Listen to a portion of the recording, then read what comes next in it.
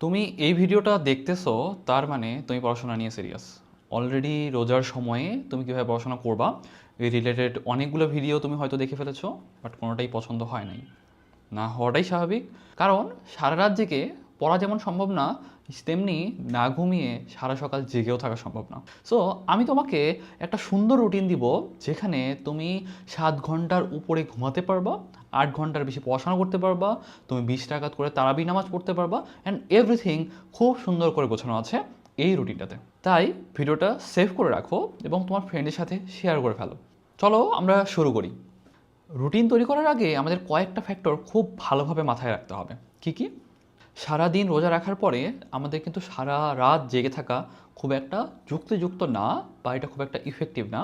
আবার সেহরির পরে খাওয়া দাওয়ার পর সারা সকাল তুমি 1টা 2টা পর্যন্ত জেগে থাকবা, এটাও খুব আনলাইকলি যেটা তুমি পারবা এবং সেটা তোমার জন্য ইফেক্টিভ হবে। পাশাপাশি আরও কয়েকটা ব্যাপার খেয়াল করতে হবে। তোমার কিন্তু 8টা থেকে 10টা পর্যন্ত কম বেশ তারাবি নামাজ থেকে যাবে। তার মানে তুমি 8টা থেকে 10টা পর্যন্ত কিছু করতে পারছো না। আবার তোমাকে যদি বলি যে তুমি তারাবি নামাজ শেষ করে এসেই ঘুমিয়ে পড়বা, এটাও খুব একটা যুক্তিযুক্ত না। কারণ সাধারণত নামাজে পর এসে তোমার খাওয়া দাওয়া করতে, ফোন চাপতে বা আনুষঙ্গিক কাজগুলো করতেই কোনো না কোনোভাবে 11টা 12টা কিন্তু বেজেই যাবে। আবার যদি তোমাকে বলি যে সেহরির পর 6টা থেকে দুপুর 12টা 1টা পর্যন্ত আবার পড়াশোনা করতে, সেটাও কিন্তু তুমি পারবে না। কারণ সেহরির পরেই তোমার কিন্তু আবার ঘুম ধরা শুরু হয়ে যাবে এবং তুমি কিন্তু আলটিমেটলি ঘুমিয়ে পড়বা।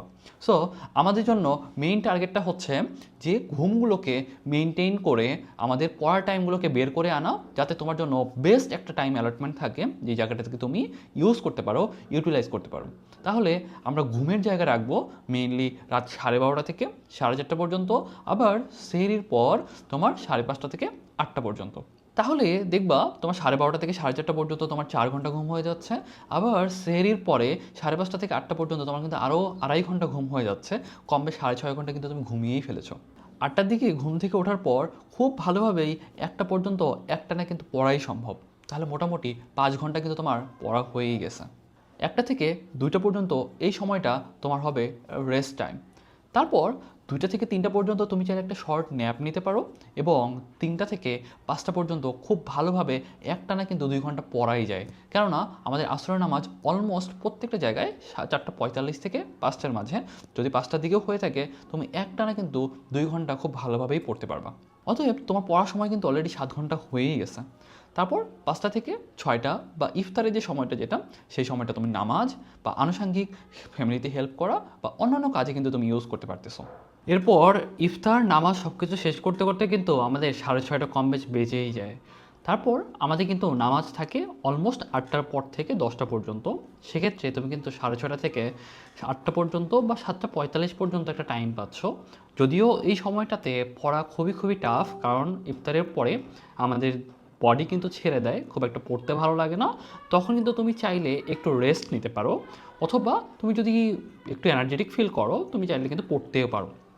এখন 8টা থেকে 10টা পর্যন্ত তুমি নামাজ শেষ করে আসার পর তোমার খাওয়া দাওয়া আনুষঙ্গিক সব কিছু কাজ শেষ করতে করতে কিন্তু তোমার 10:30 কম বেশ বেজেই যাবে। 10:30 থেকে 12:30 পর্যন্ত তুমি যদি 2 ঘন্টা পড়তে পারো, তাহলে মোটামুটি তোমার কিন্তু পড়াশোনা অলমোস্ট 9 ঘন্টা হয়েই যাচ্ছে। কীভাবে? তুমি কিন্তু 8টা থেকে শুরু করে 1টা পর্যন্ত পড়ছো, তারপর 1 ঘন্টা ন্যাপ নিছো, তারপর 3টা থেকে 5টা পর্যন্ত আরও 2 ঘন্টা পড়ছো, অলমোস্ট 7 ঘন্টা হয়েই গেছে। তারপর তুমি যদি ইফতারের পর টাইমটা 1 ঘন্টা যদি নাও পড়ে থাকো, তারপর কিন্তু 10:30 থেকে 12:30 পর্যন্ত আরও কিন্তু 2 ঘন্টা পড়া হচ্ছে। অলমোস্ট তোমার কিন্তু 9 ঘন্টা একবারে খুব ভালোভাবে পড়া হয়ে গেছে। তুমি যদি 9 ঘন্টা পড়তে পারো, 7.5 ঘন্টা ঘুমাতে পারো, তাহলে পড়াশোনা আনুষঙ্গিক সব কাজে ল্যাগিসনেস আসার কোনো কিন্তু চান্সই নেই। তুমি 9 ঘন্টা পড়তে পারতেছো, 8টা থেকে 10টা পর্যন্ত তারাবি নামাজ পড়তে পারতেছো, সব কিছু মেনটেন করতে পারতেছো এই রুটিনটা ফলো করলে। যারা এখনও কনফিউজ যে তোমরা কোন রুটিনটা ফলো করবা, তোমরা কি সারা রাত জেগে থাকবা নাকি সারা সকাল জেগে থাকবা, তাদেরকে আমি বলি এটা আসলে কোনোভাবেই সম্ভব হয় না। কারণ তুমি যদি রোজার দিনে তুমি চিন্তা করো সারা রাত জেগে থাকবা, কোনোভাবেই সম্ভব হয় না। দেখবা তুমি হয়তো সর্বোচ্চ 12:30, 1টা বা 2টা পর্যন্ত জেগে থাকতে পারতেছো, তারপর কিন্তু তোমার ঘুম আসতেছে, প্রোডাক্টিভিটি ড্রপ করবে। অ্যান্ড আবার যদি তোমাকে বলি যে তুমি সারা সকাল জেগে থাকবা সেহরির পর থেকে, সেটাও সম্ভব না, কারণ সবাই ঘুমাচ্ছে। তুমি তোমার পক্ষে জেগে থাকা খুবই খুবই টাফ।